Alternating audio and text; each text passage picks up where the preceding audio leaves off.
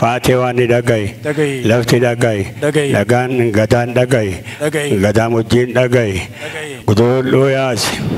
أول بيك ربي هاتاسس كوجي قدة ربي هاتاسس هاركة كونجرات ربي هاتاسس أفاني ساني ربي توكو ها قد إيوان كان لي ربي نها سور سورين أغا نها نياتيس تلتو بيتين نبي نجا تاسس يا إنك نجا يا إن نجا نتها قالوا يا إنك نتولا تولا نها جو أمان دينها جو وام بيك نانتول ربي نورها ديبس روب نجا ربي نها هورتو بيتين نبي نجا ربي تاسس ولدا كان ولدا قدته درغمه إنجفت ربي تاسس Gurraachi garaa garbaa tokkichi maqaa dhibbaa waan utubaa malee dhaabbate lafti isaa malee diriirte waan ciicoo gurraatti waan bokkuu gurraachaa waan kallachaaf caacu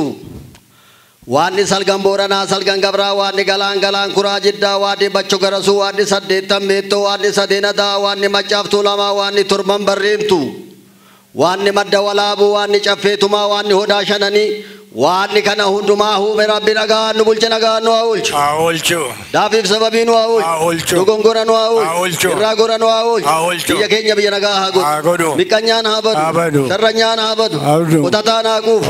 صفتانا هو مسيني هادي تيجنا تادوم وتيون كمبرت تابو نلتينو كوليت تابو چولين غورت تابو تيسين كليت تابو وتونير في تابو اورومون غدا تابو غدا نور رهابو موتمان بير رهابو بيتلي وجنابو روبي لفانا غو مرغلولين هاغو تلاتانا غدت غدام بكي هاغو والي جارتني دفتني اجاري ربي سنين ديگن اجاري ربي سنين ديگن والي نابتني بيا قدسو ديمتني اجاري واقعيو سنين ديگن اجاري سنين ديگن نابي سنين بوكسين والفوري قد سنين ديبسين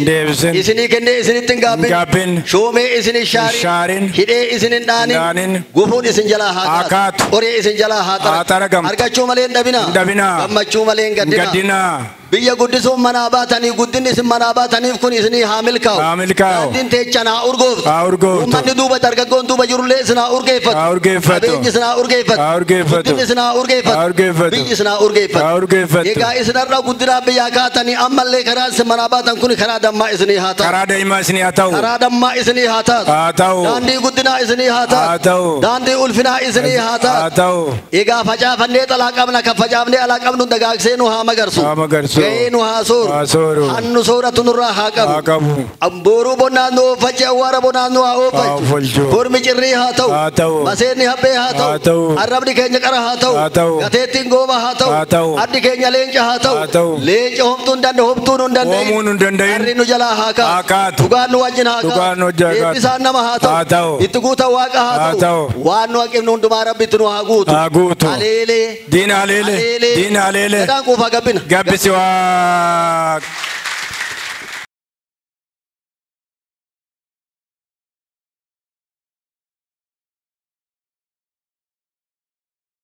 تنقلالي دقل تبيفتو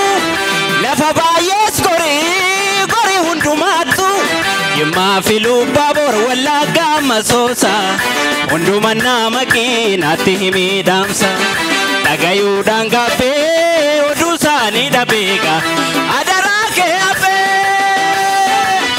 عملين انجرو عملين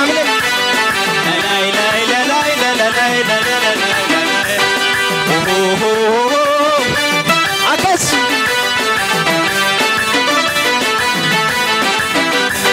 متوبا ينقبا لتبيفتو ترى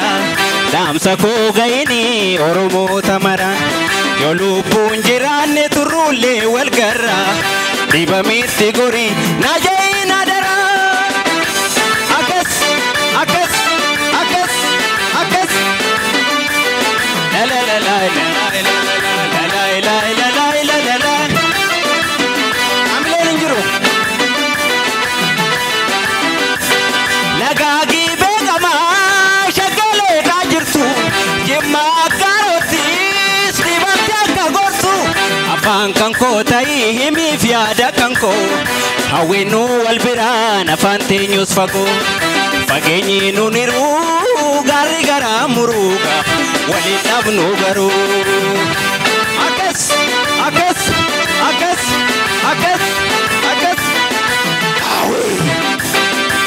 awi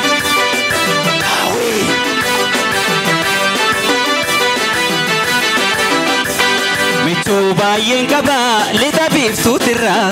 damsa ko gaini oromo tamaran yolu punjirane turulle wal garra dibamit gori najina dara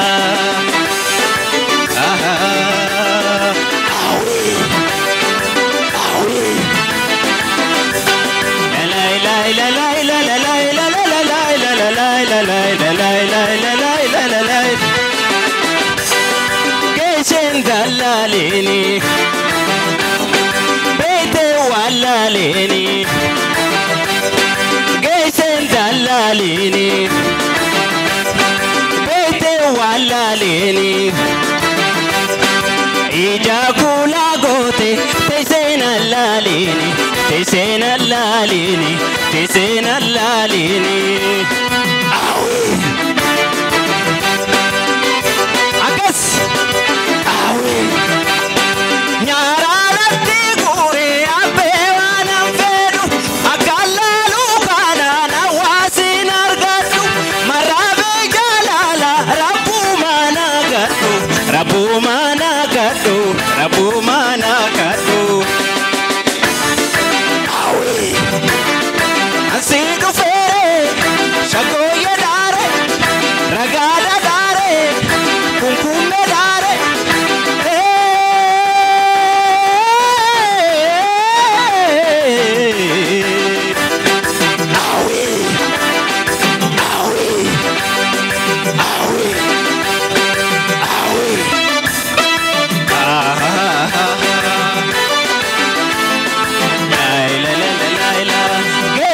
Dalalini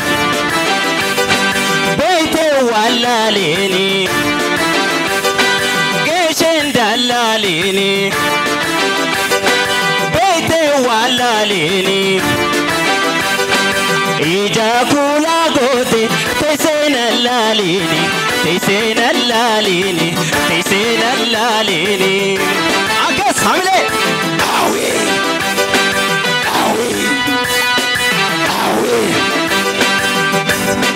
Magala masala guya sala sada tajala kanabun hamile jabuda lame wal jala tebda cintumbaloda cintumbaloda cintumbaloda awi galakoma margela fahabaya wanu bihi maltuna mahagaya margela fahabaya wanu bihi maltuna mahagaya margela fahabaya wanu bihi maltuna mahagaya margela fahabaya wanu bihi maltuna mahagaya chidalu roberumde wanu bihi maltuna mahagaya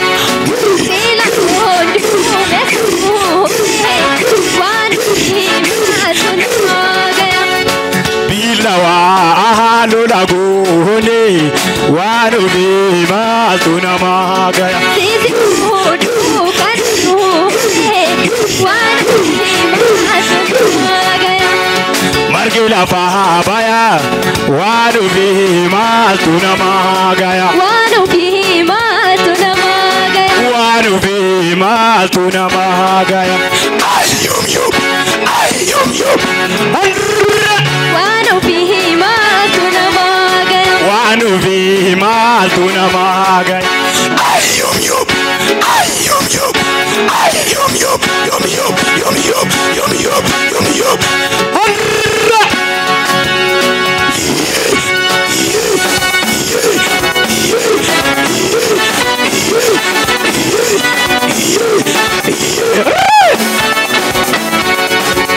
Ya Hasani sawambu bahasani oda ko haga harkanu bahasani ya Hasani sawambu bahasani hari udamnaga harkanu bahasani ya Hasani sawambu bahasani nudito ko hoga harkanu bahasani ya Hasani sawambu bahasani hari nudito ko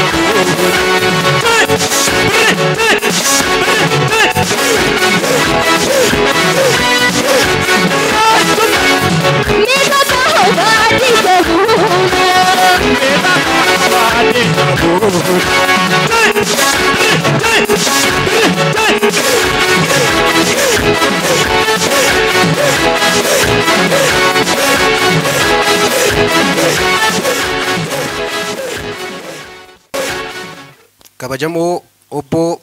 Sanyiin Daashuu pirezidaantii waldaa dargaggoota caffee hojii gamtaa waliigalaa itti gaafatamni isaa murtaa'e, kabajamoo obbo Kumaa Didhaa pirezidaantii mana murtii olaanaa godina Arsii, kabajamtoota hooggansa godina Arsii fi magaalaa Asallaa, kabajamtoota maanajimentii waldaa dargaggoota caffee hojii gamtaa waliigalaa itti gaafatamni isaa murtaa'e fi miseensota waldaa dargaggoota caffee hojii gamtaa waliigalaa itti gaafatamni isaa murtaa'e, kabajamtoota keessummoota waamichi isiniif godhamee sirna baniinsa damee godina Arsii kana irratti hirmaattan, duraan dursee waamicha keenya kabajanii asitti nuuf argamuu keessaniif maqaa kiyyaa fi maqaa waldaa dargaggoota caffee hojii gamtaa waliigalaa damee godina Arsiitiin kabaja guddaa isiniif qabu ibsaa anaa dhufuu baga nagaan dhuftan isinin jechuun barbaada. Ittaansuudhaan waldaan hojii gamtaa caffee itti gaafatamni isaa murtaa'e erga hundaa'ee hojiitti galee oolee bulee jira. Akkasumas damee hedduu banachuudhaan hojii ajaa'ibsiisaa siyaasaa fi diinagdee biyya keenyaa tasgabbeessuu danda'an danuu hojjetee jira. Kanaafuu pirezidaantiin waldaa dargaggoota caffee hojii gamtaa waliigalaa itti gaafatamni isaa murtaa'e obbo Sanyiin Daashuu miidhama dargaggoota Oromoo kana ilaaluun dargaggoonni diinagdeen akka of danda'aniif halkanii fi guyyaa hojjechaa jiru. Nutis karaa qabatanii isaan irra imalaa jiran qabachuun kaayoo fi karoora isaanii galmaan gahuuf kutannoodhaan kaanee jirra jechuun barbaada. Dhuma irratti yeroon hiyyummaa seenaatti goonu amma jechaa obbo Sanyiin Daashuu pirezidaantii waldaa hojii gamtaa waliigala caffee akka haasaa nuu godhan gara waltajjii kanatti affeeraa. Galatooma. Galatooma.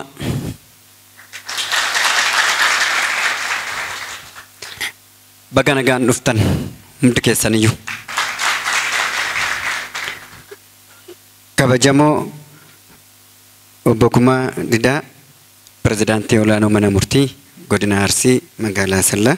kabajamtootaaf jaalatamtoota abbootii gadaa bu'uura biyyaatii fi bu'uura saba keenyaa kan taatanii fi ga'umsa keenyas kan taatan hankaraa nu daraa haguugtan han fuulduraafis nu ijaartan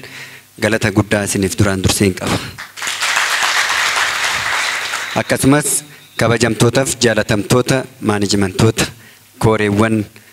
calqabaaf dhuftanii ji'a 2 ji'a 3 keessatti haala kanaan qindeessitanii bifa kanaan haala kanaan qophii bareedaa qopheeffachuu keessaniif galata guddaa qabdu. Galanni keessanis kan waldaa dargaggoota caffee hojii gamtaa waliigalaa miseensota 15,000 ol kan ta'aniif itti deemanii fi miseensota martu keenya ta'uu keenya asumaan asitti isin ibsuun barbaada. Kabajamtoonni fi jaalatamtoonni miseensonni balbala kanarraa jirtan martu keessan baga isiniin ga'e baga gammaddan. Damee 30ffaa ta'uu keessan lakkoofsis guutuudha, guyyaanis guutuudha, isinis mana guutuudha. Baga gammaddan, baga waliin gammanne jechuun barbaada. Egaa ergan kana jedhee waldaan dargaggoota caffee hojii gamtaa waliigalaa erga hundaa'ee waggaa 3ffaan isaa amma reefudha. Dhalatee waggaa 3dha. Dhalatee waggaa 3 keessatti egaa fiiguu kan calqabeedha. Dhalachuun isaa oduun beekamin fiigichoon isaa mul'ate. Fiiguun isaa oduun mul'atin bu'aan isaa argamuu danda'ee jira. Waldaan dargaggoota caffee hojii gamtaa waliigalaa damee 29 Oromiyaaf magaalaa Finfinnee eeroo qaalii fi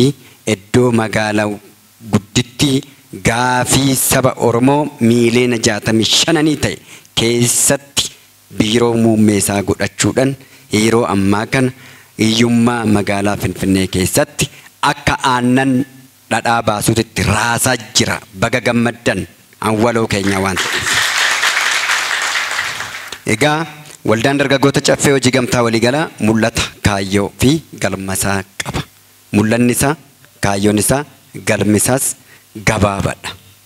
Garuu waan guddaadha. Waan guddaa laaluu xiqqaan calqabu dafanii raawwachuu bakka mul'ataa san ga'uun hiree dhala namaati. Kanaaf isinis kutattaniin wajjin ka'uu keessaniif baay'ee humna cimaa nuuf horuusaa ta'uu beektanii isinis akkuma keenyatti haaluma biirootti waliin leenjinee waliin haasofnee wal hubachiisne hambiiroo isin dhufne immoo har'a sirriitti akka waliigalaatitti isinii galuuf baga yeroo akkanaatitti bakka akkanaatitti argamtanii baay'ee gammachuu guddaan natti dhaga'ama. Egaa waldaan dargaggoota caffee hojii gamtaa waliigala hundeeffama isaatirraa kaasee qormaanniif faajiin baay'een qonnamurre hunda madaalli isaa beekaa firee isaa keessatti argachaa bakka qormaanni hin jirretti bu'a qabeessummaan akka hin jirre waan sadi inni irraanfatu waldaan dargaggoota caffee waan sadi yeroo marasaa waan sadi waan torban fakkeenya godhadha sadi waan sadeen sun rakkoo keessatti kufuudhaaf rakkoon akkamitti akka dhufe hubachuu lammaffaa akkamitti rakkoo keessaa baana jedhanii ilaallachuu sadaffaadha namoota humna ta'ee rakkoo keessaa waliin ba'uuf tattaaffachuu danda'an san adda baafachuu kana hundi keenya adda wal baafannee jirra warreen miiliyoona 65 keessaa calqabaaf adda baanee jirru waan ta'eef waaqayyoon galateeffadha baay'ee bareedanii jirtu gaariidha booda walitti deebina ammaaf garuu waan galtee gurguddaa hin qabna borus itti deemna galatooma ulfaadha gabaabatti kana fakkaata. Thank you.